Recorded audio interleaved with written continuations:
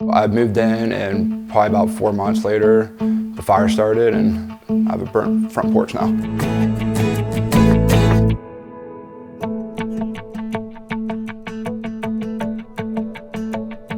I was graduating from law school. I was over at a friend's house just celebrating, and then I came home, went to bed probably around 11 o'clock, and at 1:30 a.m. I woke up with the fire alarms going off, house full of smoke, and I saw like the fire trailing over the front porch. So I went back to my room, like I grabbed my phone, my wallet, my keys, my laptop, grabbed Daisy, my dog. I grabbed her and made sure she was tight with me, as I didn't know if the fire was just on the front porch or whatever.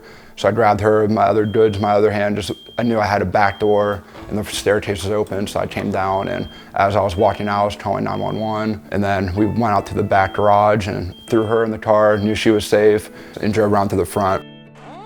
Probably within 5 minutes, the fire department was here.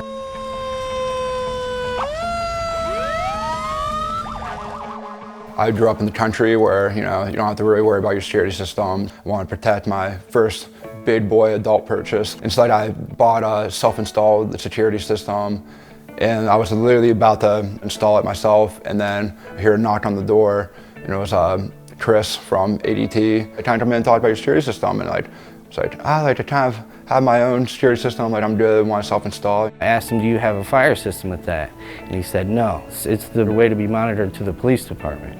And then also we get you monitored to the fire department as well. Persuaded me over the next 5 or 10 minutes that ADT was the way to go.